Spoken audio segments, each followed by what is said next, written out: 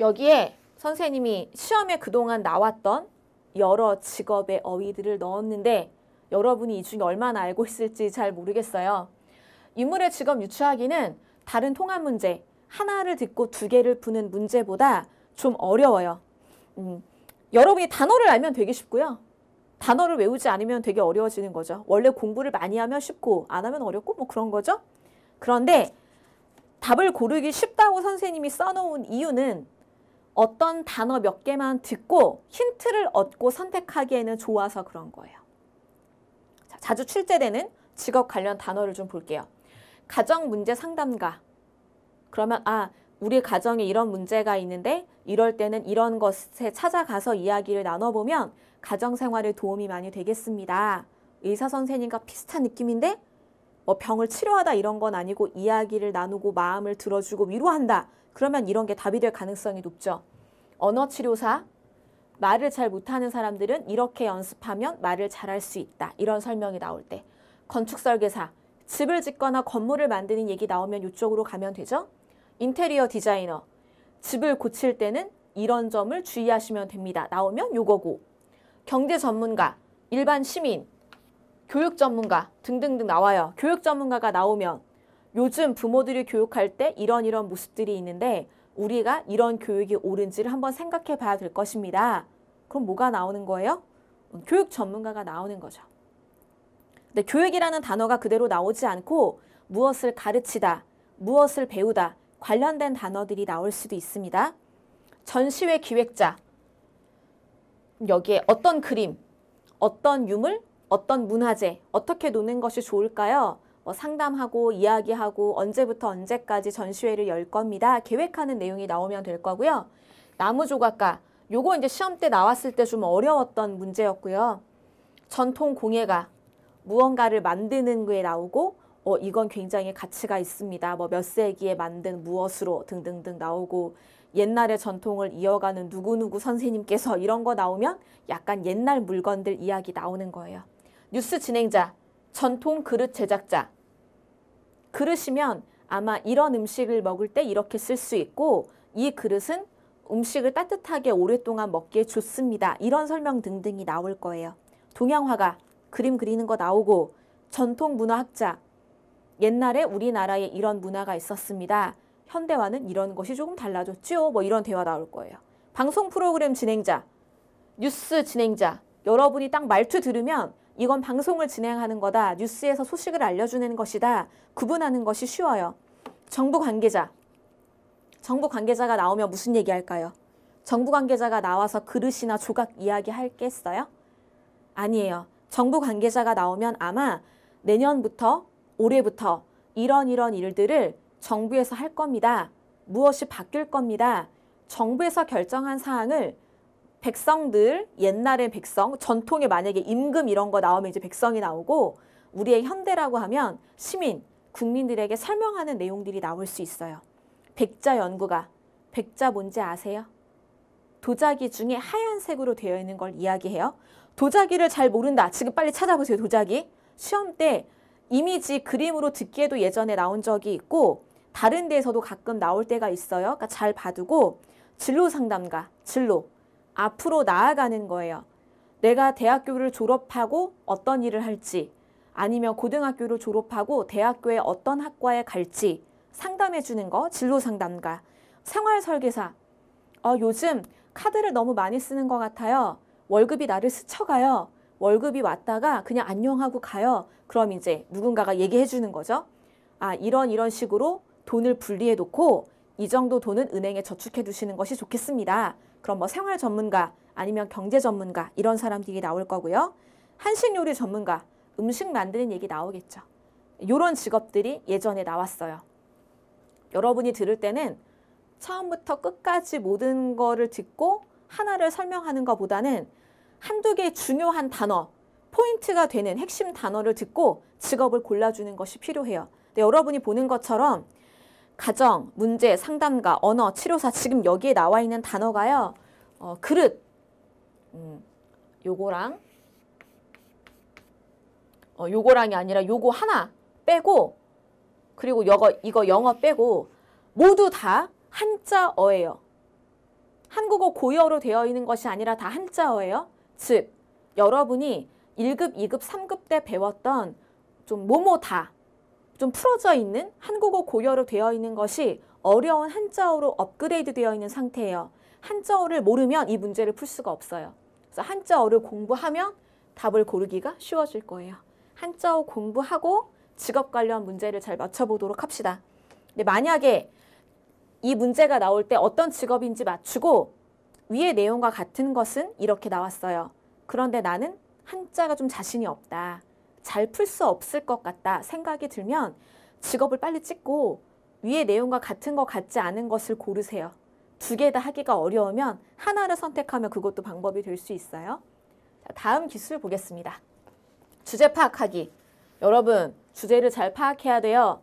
여러분의 현실이 지금 어디에 있는지, 무엇을 공부해야 되는지 잘 봐야 되는데, 주제 파악하기는 글을 읽고 이 글의 주제로 적절한 것을 선택하는 건데요.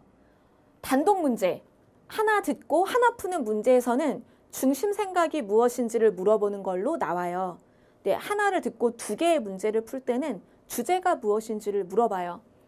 자, 주제는 글쓴이의 생각을 신문, 책의 제목에 어울리도록 작성한 느낌을 찾아야 돼요.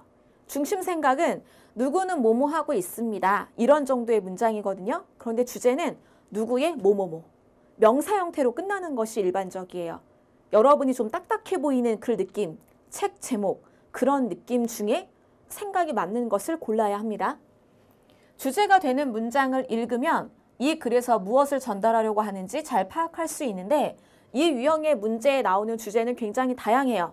일상생활, 우리가 먹고 자고 공부하고 회사 가는 것, 건강, 과학, 정치, 경제, 돈 왔다 갔다 하는 거죠. 경제, 다양한 분야, 주제가 출제되고 있어요.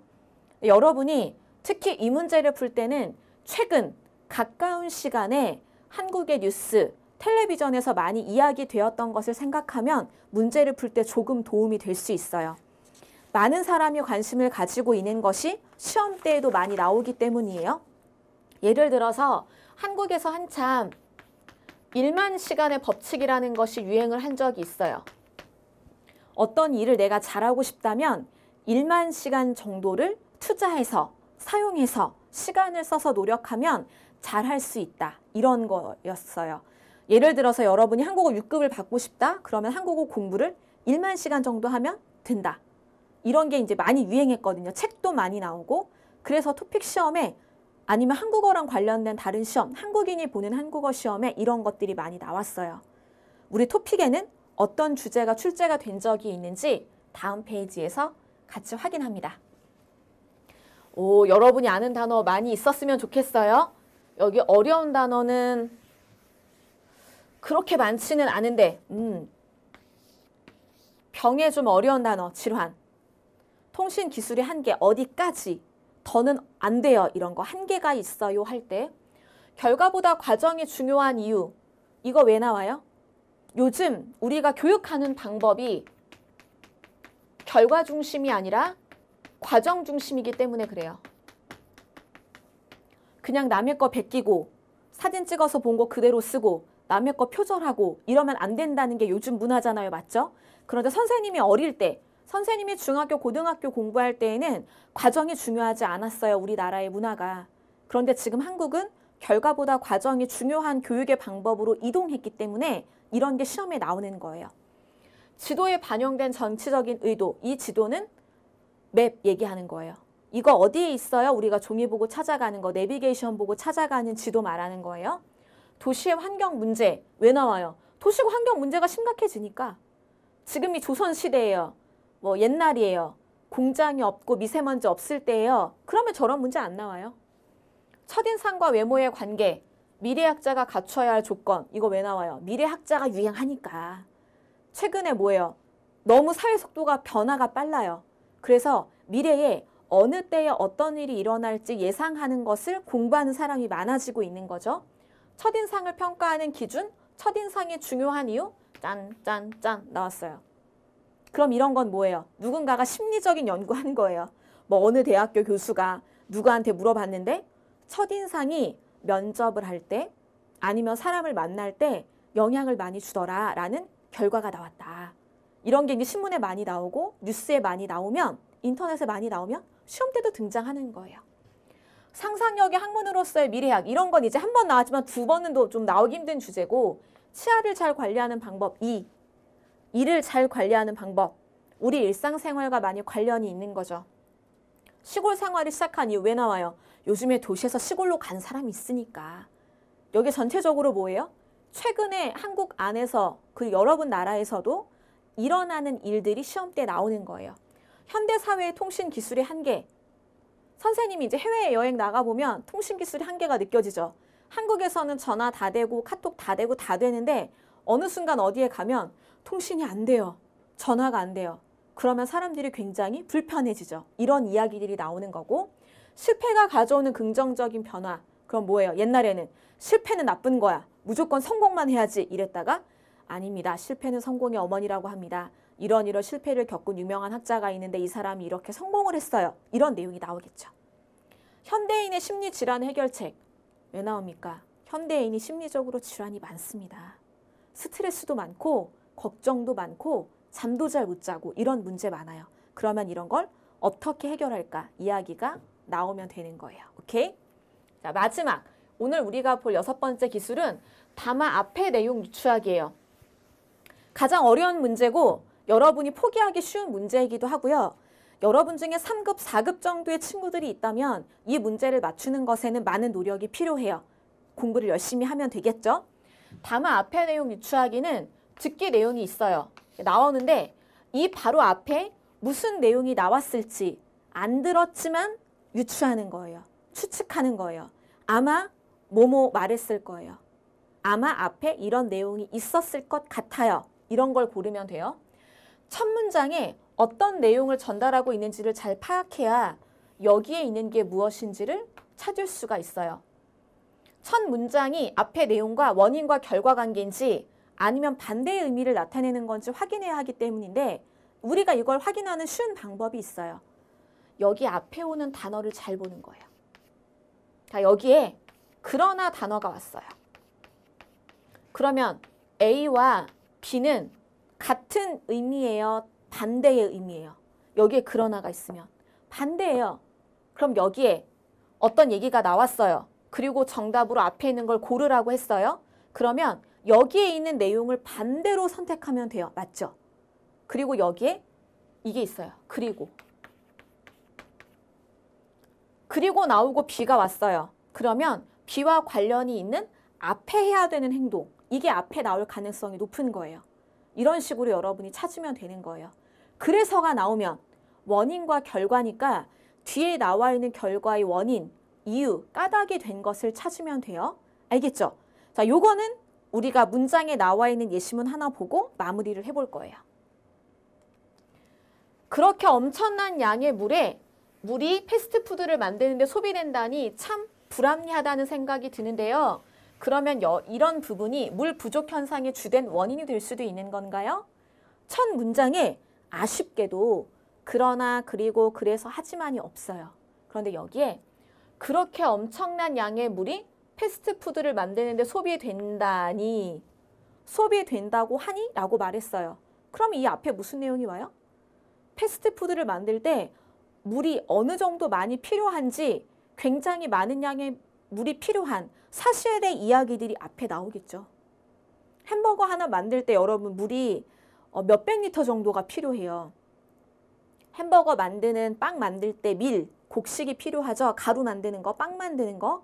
그러면 얘도 씻을 때 물이 필요하고 양상추, 야채, 토마토 들어갈 때 이것도 씻어야 되고 또 거기에 들어가는 패티, 고기를 만들면 돼지나 소가 자랄 때 먹는 물, 얘네가 죽을 때 사용하는 물, 깨끗하게 할 때 사용하는 물 다 하면 햄버거, 패스트푸드, 빨리 만들어서 먹는 음식, 만들 때 물이 아주 많이 필요해요. 그런 게 나오고 이런 이야기가 나오겠죠.